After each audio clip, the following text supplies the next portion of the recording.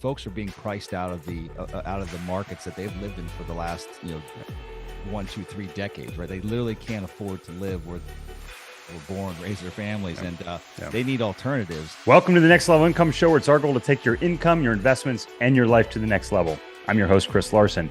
If you haven't yet, get a copy of our book for free at our website, nextlevelincome.com. That's www.nextlevelincome.com. Just click on the book link, and I'll even send you a copy if you put your address in. On today's show, we welcome back Kevin Bupp. Kevin is the founder and CEO of Sunrise Capital Investors, which invests in mobile home parks, parking lots, apartments, offices, and single-family homes all across the U.S. He has 16 years of experience in educating investors to locate, acquire, and create higher than average returns from the widely misunderstood niche of mobile home park investing. He shares his experience through the Mobile Home Academy and also is the host of the Real Estate Investing for Cashflow podcast, which has become one of the hottest real estate podcasts on iTunes. He's the #1 best-selling author of his new book, The Cashflow Investor: How to Create Financial Freedom Investing in Commercial Real Estate. Kevin, welcome back to the show. Chris, thanks for having me. It's good seeing you, my friend. Yeah, it's good to see you too. I'm a little jealous of your hat, I have to say. And it's not because I want one. It's because if I was wearing that hat, it would say 1978 on it, which is, yeah. So, buddy, that's all right. I think we were talking about cycling earlier, and I think you're a better cyclist than I am. So, like, your age means nothing because I think you're in better shape than I am. Listen, there's always somebody younger and there's always somebody faster out there. That's so true. We could play this game for a long time, but I'd love for you to share. You're one of wonderful guests that's come back on the show here to join us again. But I'd love for you to share a little bit about your background for any of the audience that hasn't heard that first episode. Yeah, sounds good. And again, thanks for having me back, Chris. Absolutely. I've been a full-time real estate investor for 2 decades now, and I kind of age myself when I say that. It's weird saying that, but I got introduced to real estate. I always like to joke that it found me. I didn't find it.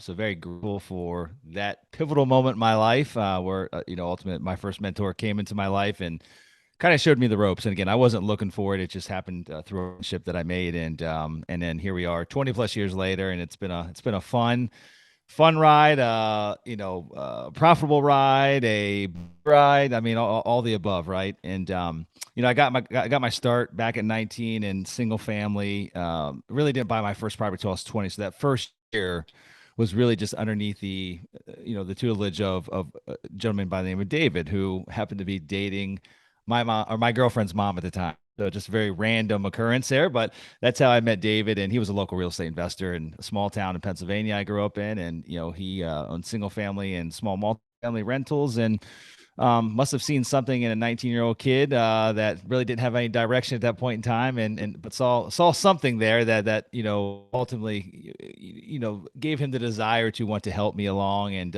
in turn I helped him grow his business as well. There was some things with technology that he just struggled with. Ultimately, that's how I added value to his business. But about a year and a half, I worked with him in between tending bar and going to school, and helped him wherever he needed help. And a year and a half into that, I bought my first property with $7,000. I saved up from tending bar, and it was in a really not so great part of town, really rundown property. Leveraged a lot of the resources that I had, met through David over that year and a half.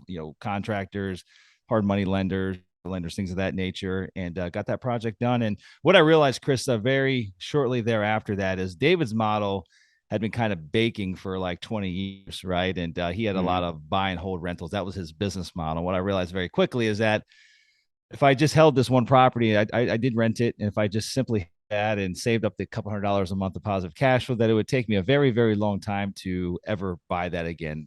Where I grew up, there wasn't a lot of appreciation. I obviously had built equity in that deal, but not necessarily enough to do a cash out refi and literally keep turning around and compounding those efforts. And so I realized very quickly that I needed to simply learn how to wholesale a couple of properties, keep one, wholesale a couple of properties, keep one. That's what I did for many years, I guess the first couple of years. And then ultimately I was able to build up enough of a business and network base to where we could start holding properties, had a number of private lenders we worked with, and built a pretty large portfolio of single family properties, 120 plus, in my, I guess, early to mid 20s. And started buying multifamily property. Shortly thereafter, that really saw some inefficiencies with the single family model that could be eliminated by buying multiple doors underneath one roof, or in a concentrated area. And then fast forward to today, in that period to today, I've owned retail, I've owned office, I've owned self storage. In 2010, got introduced to mobile home parks. Bought my first mobile home park 2011. I've been buying those ever since. I really love that asset class. We're buying them today. That's where most of our holdings is. And then aside from that, one niche that we've recently dove into is parking assets. So parking lots and parking garages and very specific MSAs and markets. And anyway, that's kind of like a 20-year condensed version. Obviously had some trials and tribulations in the middle of all that. 2008 was a very challenging time, but been at it full time now for, again, 20 plus years, and it's been a fun ride. Yeah, no, you've seen a lot, and it's I think it's an awesome story, because I think a lot of people listen and they're like, wait, you know, how do you get to this point where you're buying these huge properties? But I started with that one single family. You started with a single family rental. That's one of the amazing things about real estate, is that you can leverage a small amount of money Mm-hmm. and resources into a lot. But one of the things I'd love to talk about today, Kevin, is you went through the Great Recession. I think a lot of real estate investors today, especially the younger generation, they haven't seen that Mm-hmm. type of recession. I'd love to hear some of the lessons you learned from that. Kind of where you see us today in the economic cycle, and how are you preparing for that? Yeah, it's a great question. A couple of questions there. We'll try to dissect it. And I'll Yeah, start by saying that, the housing crash last time around, the underlying fundamentals and the base of all of it was very different, just a very different time. And what I mean by that is, for example, we owned all of our property down here in Florida, the west coast of Florida, over about 5 different counties, which is an absolute thriving area today. And even back then, it yeah, was a thriving area. Unfortunately, back then, the big difference was that we had a surplus of rooftop. We had in addition to that, paired with that, we had a lot of subprime loans. Anyone that could fog a mirror could essentially get a loan. And so rooftops were being built for folks that never intended to live in a home, and or they were being built for a population that was supposedly coming to Florida, and essentially all that just disappeared. Those loans went in default. Builders that had rooftops that were being built ended up with just a massive surplus of not just hundreds of homes, but thousands of homes. And very different challenge back then to today, because today we've got a massive shortage. I mean, literally, yeah. I read something the other week that if all the major home builders, the B homes of the world, if all the major national home builders doubled down today and doubled down for the next 10 years, we still wouldn't be able to meet that demand. Yeah, I That's think a complete opposite I just of did a last time podcast around. on this. I think we're it's over 4 million units short. You add the multifamily, the storage, and I think you make a phenomenal point.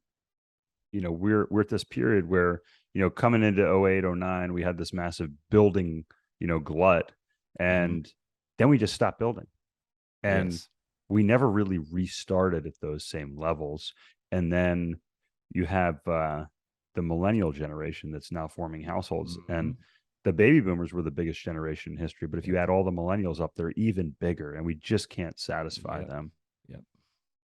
Yeah, and So so and again, just I think we're in a very different scenario. I'd say one of the biggest things that we look at nowadays when we look at deals is just uh, if you're looking at an opportunity today, I think the capital markets are the biggest threat. What type of leverage do you have in place? And no one's got the crystal ball to look out 5 years. And so whatever type of debt you're putting on today, and how leveraged you are in that particular asset, I think is where the risk comes into the equation. And so really, I always like to say that there's really only one thing that can absolutely kill a deal, if you own an asset and you're managing it properly, is the actual debt. It's being over leveraged or having debt come due great and point. not being able to actually get new debt put in place, or pick up any of the deficiency if you got to bring more equity to the table.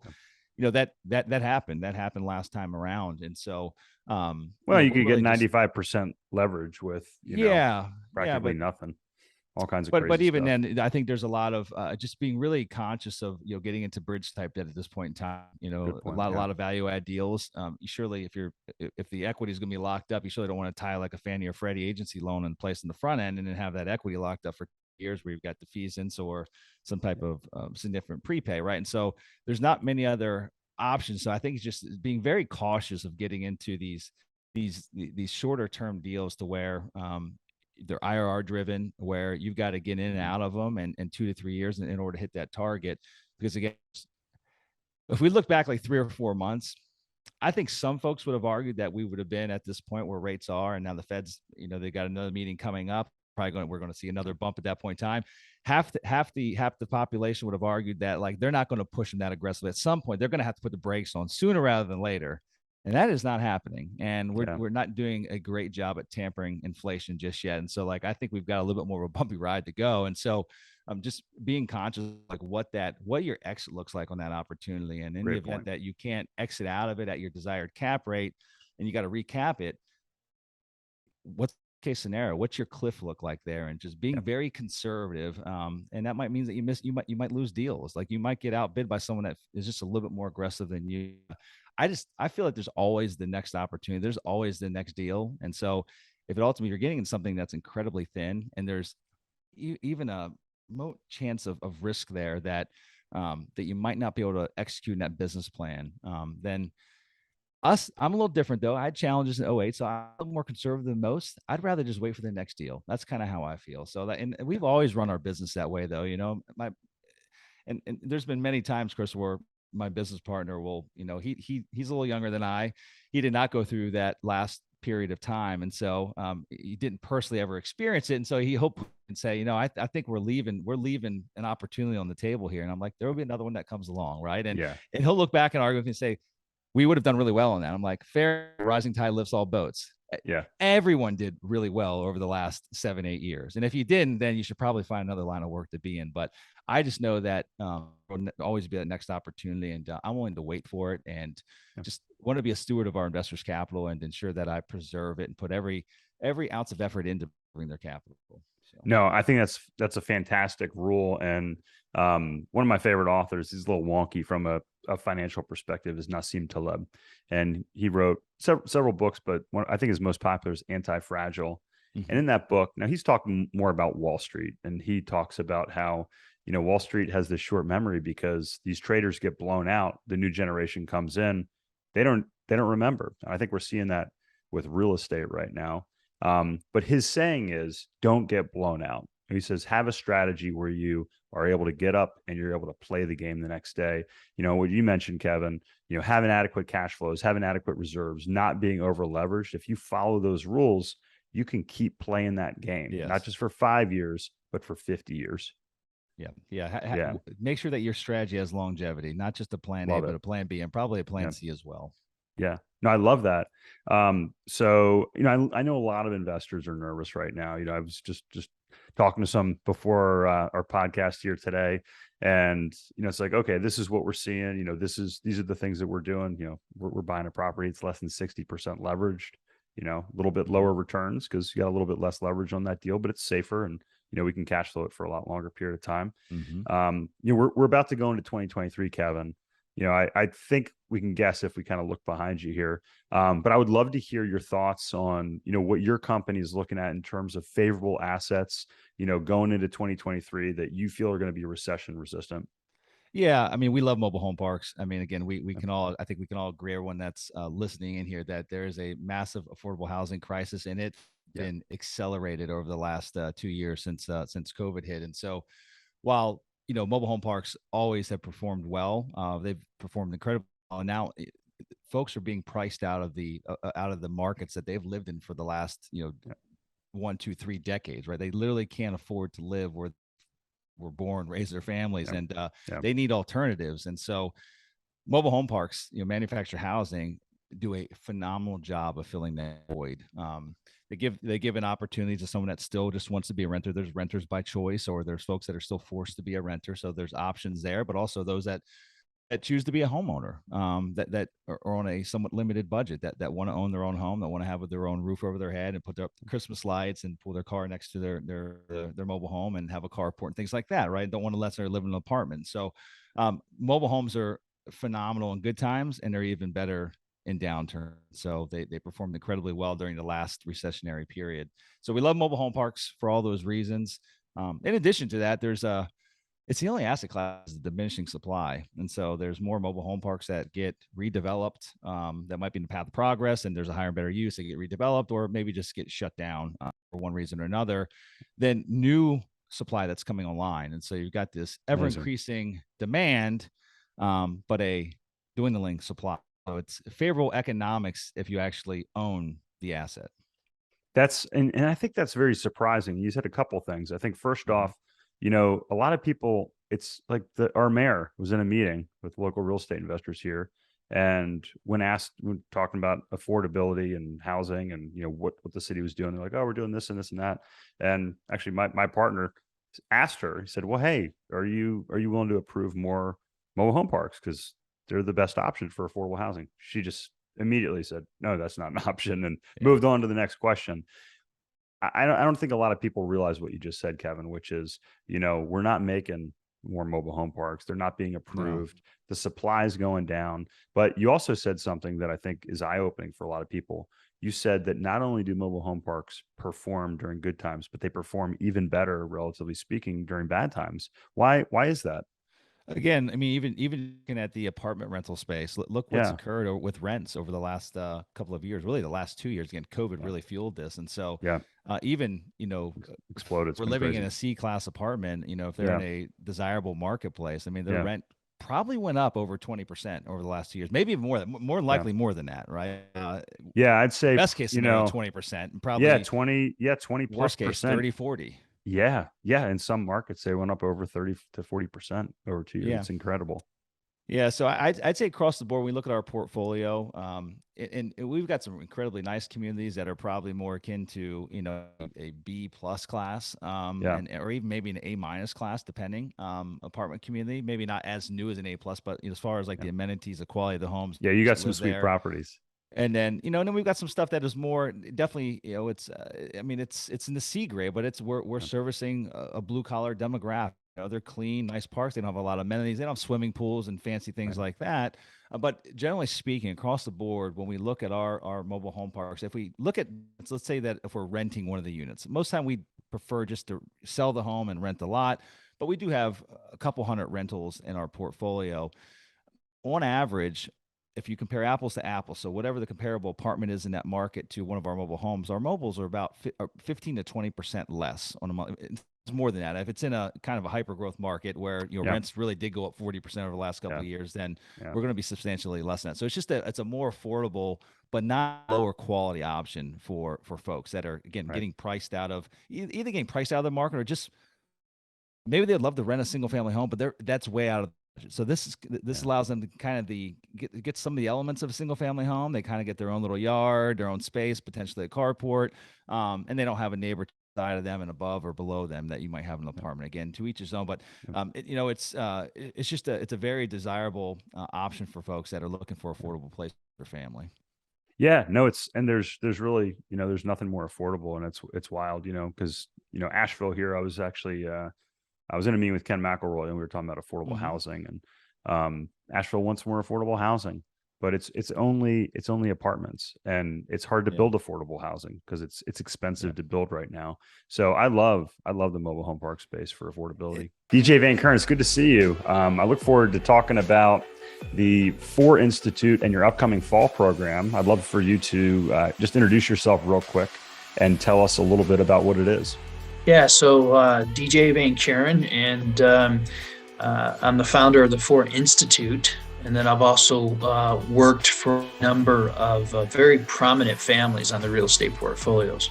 Yeah, we've had DJ on the podcast, and DJ works with family offices that are typically, and correct me if I'm wrong, $250 million or more in net worth. And correct. The FOR Institute, I'm super excited for this program that I'm going to be attending. Typically, this is information and access to typically only these family offices get, but you're opening this to our investors as well. So we actually, it's an executive education program. Yeah. And in the program, we've put together some of the most prominent professors around the country and industry experts. So we have professors from Wharton and Harvard and University of Denver, University of Chicago. We have family office and real estate experts, and we focus in on what it is to maintain and really generate significant growth through real estate. And it's in a format that's extremely valuable. And on our front page at 4.institute, not .com, but .institute, you can even see videos of people and their experiences. Awesome. And so I guess, DJ, what is someone going to learn that attends this class? They're going to learn how to analyze opportunities. They're going to understand about market cycles. Where are we in the market cycle, and what to look for in the various property types. They're going to understand, get into some of the issues about maintaining your wealth from long-term perspectives, tax strategies for your investments, and really how to make better decisions on your real estate investing. No, I think it's awesome. I think a lot of people have concerns about where we are right now in the economic cycle, what's going to happen to real estate. I follow, one of the faculty, Dr. Miller's quarterly reports to stay on top of these things. And I'll tell you what, it makes me feel a lot more confident knowing this information, knowing historically what has happened, and to have access to these faculty, this information. I'm really excited about it. How can people find out more if they want to attend? Yeah, so they go to Ford Institute, which is FORE for Family Office Real Estate. So it's Ford.institute. It's not .com, but it's .institute. So Ford.institute. And you can click on there to receive a brochure and then sign up for the course. Perfect. And we'll have the links right here along with this short video. DJ, it's great to see you. I look forward to seeing you in person here later this month.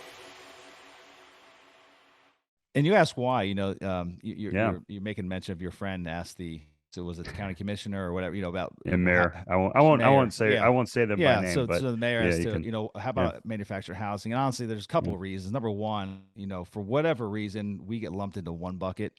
Yeah. We get lumped into the bucket of just the stereotypical image, mobile home park, trailer trash, that type of thing. And don't get me, that exists. And that exists in every market.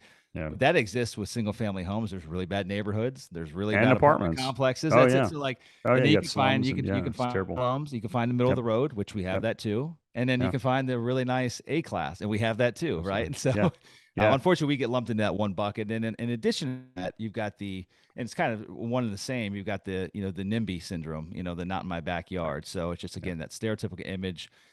Property values get pulled down if a mobile home park gets built in and around my neighborhood or my subdivision. And so there's lots of negative forces against building new manufactured housing communities. But there's been more new developments that have come out of the ground over the last 2 years than the last 2 decades combined. So still it's got a diminishing supply, but I think some counties, some municipalities are starting to get the clue that this could be a great alternative. But I mean, it's surely not on a mass scale. Not at all. No. Yeah. And we've got a mass scale problem. Yeah. And I think, it's wild. Like, we actually have, I've seen it in Colorado. I've seen it here. I've seen it in other different markets I've been to. I'm always like looking out and checking, like, what are some cool affordable options? You're seeing these tiny home communities now, which, if you look at it, you're like, that tiny home is built on a trailer base. It's built on a base, but you're talking about a tiny or micro home, 200 square feet, and sometimes they're smaller. They're not even as nice as some of these trailer parks, but those are cool. We got TV shows about them and doing that, and it's trendy. They're trendy, but you're really talking about the same thing. I think it's a really great option for people that, it's some of these are. I've been in these tiny homes. They're super nice. They're not affordable though. That's the thing. Have you ever not per square foot? No, yes, no, not per square foot. Yes, not per square foot. They're not. They are not affordable. It's almost per square foot. Yeah, so it's a completely different element and demographic that we're serving. But no, I agree. It's more of a I've seen a lot of success in the Airbnb Yeah. short-term rental model with those Yeah. tiny home, little communities and developments. And Yeah.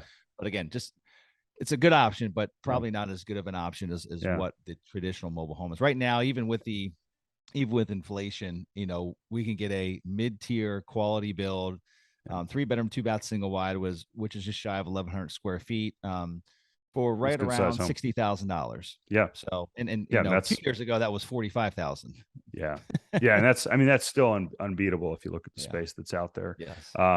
So last time you were on, Kevin, we were talking about parking lots. You shared your ebook with the audience. So if you want to check it out, you can go back and listen to his prior podcast there. You got another book coming out. I love it, man. Every time you come out with a book, we're going to have you back on the show. Tell us what readers will learn when they read The Cash Flow Investor and what's in your new book. Yeah. So, Chris, it's a lot of my equal amounts my story over the last 20 years, kind of my progression through single family and then realizing the bigger picture and getting into commercial real estate. But then in addition to that, I've been doing my podcast for almost 9 years now, which is crazy. That's January will amazing. I be love it, by the way. It's nine one of the years. first. Yeah, it's one of the first real estate Thank you. podcasts I consistently listen to. Yeah. So I've interviewed some really cool people, just over the years, and have taken tidbits and advice and strategy from all those various conversations, and a lot of friendships and partnerships have been actually formed through those many years of those interviews. Amazing.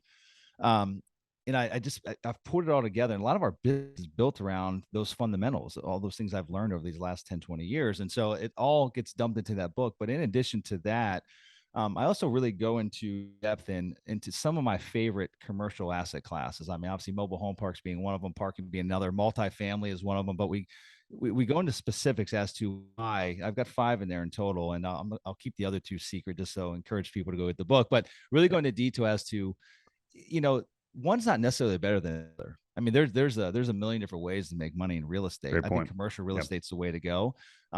Mobile home parks aren't better than multifamily. Multifamily's not better than mobile home parks, parking. And then again, there's a couple others in there that I really love. But I think my objective with this book was to kind of teach you the path I took, show you some of the options that are available of assets that I really love and that I think are very viable today, and have a great opportunity associated with them for you to find that path forward. And then pick your lane, pick one, maybe not one of those 5, but just here's 5 options, but pick one and go all in on it. And Love it. I think that's and so I wouldn't say it's a beginner book, but ultimately I think a great pathway for those that are maybe looking to play a bigger game and have determined that it's commercial real estate, but really haven't got there yet. So I love it. And look, if you're listening today, you've heard a little bit of Kevin's story. The thing is, he can't tell you all his experience and everything that he's learned over the past couple of decades. Get his book. We're going to tell you how to get it here at the end of the show and give you a link. But don't make all the same mistakes I did. Don't make all the same mistakes Kevin did. Learn from our mistakes. Take the shortcut. Get his book. You'll Check it still out. make them. You'll still make some. Fair enough. Fair enough. But don't make them all. If we're not making mistakes, Chris, we're not growing. That's right. There you go. Yeah, exactly. That's what I tell my boys. I'm like, look, if you're not losing, if you're always getting 100% on your tests, you're not learning, you're not growing. You got to fail. You got to fail to grow and learn. And it's like, you get that last rep in the gym. It's like, well, that's great, but try the last rep where you need a little bit of help and you can't get it up. Then you're pushing your limits, right? My wife doesn't like when I use that analogy when one of the boys fall on their butt, they're trying to do a jump or something. I'm like, they're fine, let them do it, and it's good for them. Yeah, that's it. It is. I believe that to a certain extent. I mean, I'm not going to let them jump off the roof of the house or anything, but there you go. You know what? That's got to be that motherly instinct. I think the same thing. They come home, they had a little issue at school, and my wife's like telling me, she's like, "Oh, it's terrible." I'm like, "That's great. I'm just glad they're doing it now at 12 instead of 24 because, the consequences just get bigger and bigger when they get older in life." So, but, well, wonderful. Kevin, what's the best place for listeners to check that book and get a copy of it? Yeah. So you can go to kevinbupp.com/free, grab a copy of it, download a copy, and then kevinbupp.com. That's my main website. I host my podcast on there as well. And then if you have an interest in what we're doing in the investment space, you can go over to investsunrise.com. And there we've got any of the current offerings that we have available. And it talks a little bit about our business model, both in the parking and the mobile home park sector. Wonderful. And again, I've been listening to Kevin's podcast for years. It's been one of my favorites. Check it out. You can take it real estate investing for cash flow, which is right behind him. If you're watching, if you're listening, you can check that out. Again, that link is down in the show notes here. It's kevinbupp.com/free book. Get a copy of his book, The Cash Flow Investor. And Kevin, it's been wonderful having you on today. Before we let you go, you and I are both cyclists. I mean, I've had a lifelong love of the sport. Ever since I learned to ride, it's just that sense of freedom and what it's done. I know this year you guys aren't able to complete your ride, but please tell the audience what you do with respect to your charity ride every year and how they can learn more about that as well. Yeah, no, absolutely. And I appreciate that, Chris. And, Yeah. I just like Chris had mentioned, he's got a love for cycling, as do I. And I put together a charity ride. This year would have been our 11th year of actually putting the event on. It's actually our 12th year, but one year we had to cancel due to a hurricane. This year, unfortunately, due to Hurricane Ian, we had to cancel the event, which was supposed to be next weekend. But ultimately, we ride from Fort Myers Beach, Florida, which is here on the West Coast, down to West, about 285 miles over 3 days, and raise money for two charities that are near and dear to my heart. Both are related to children and ultimately feeding during the holidays and providing the necessary life skills to find their path forward outside of high school into college or the military, what have you. And so the phenomenal two charities that we support. And it's just been it's interesting. You asked me about it. I'm glad that you did, but I really reflect back every time I talk about this. Not the reason I started it, Chris, but I'd been involved in these two charities for many years, personally helping with them. One's run by my good friend Rod Cleef, and then one's another local Tampa Bay charity. And I had personally been involved, physically helping with these charities over the years. And 2008 happened, and Rod used to fund the Tiny Hands Foundation, his charity. He used to fund it out of his own pocket, and he lost basically everything in 2008. And we went from feeding like 3,000 families in a holiday down to like 200 or 300. And I started the ride because at that point I lost everything as well. And so Rod and I were both broke, trying to figure out ideas of how can we, give back more, because we didn't really have the infrastructure in place to bring in outside sponsors. And that's why I started the ride. I said, I literally, I don't have, I've got myself and my being to offer, and so how can I leverage that into helping raise money to feed these families during the holidays? That's where the ride was born. First year that we did it, we literally had 8 riders. I was about to cancel it. I'm glad I did it. And now every year we sell out thereafter, and have raised hundreds of thousands, I think close to $500,000 at this point in time. Amazing. For these various charities, and it's been a great ride. So I appreciate you bringing it up and let me talk about it. Oh, absolutely. What's the name of the ride again, Kevin? It's called 72 Hours to Key West. And you can go to 72hoursToKeyWest.com if you'd like to learn more about it, or if you'd like to join us next year. Hopefully you will. Chris, you got to come down and join time, my friend. I would love that. I would love that. And that sounds like a great movie too. 72 Hours to Key West. Sounds like you could turn that into a movie. And look, if you haven't, Rod was on the podcast. Listen to that episode. His mindset is amazing. I mean, from a guy that lost what was like $50 million, it is incredible. The positivity that he shows, the gratefulness that he has. And he really talks about the power of vision, giving back. And Kevin, I know you have a lot of those, the same traits, the same mindset. I really appreciate you sharing your knowledge and that attitude with the audience today. Well, Chris, thanks for having me, my friend. It's been a pleasure. Always welcome. Have you back soon. Hey, Chris here again. I hope you found this episode valuable. Now, I have one more thing to gift you. We have a page for my coaching clients where you can get a free copy of my book, as well as much more from previous guests on the show. Just check out nextlevelincome.com/coaching to get a free copy of my book, audiobook, and much more. I'll send you a copy of my book and cover all the shipping costs as a thank you for listening to the podcast. Also, please like, share, and take just 90 seconds to give us a rating on Apple Podcasts.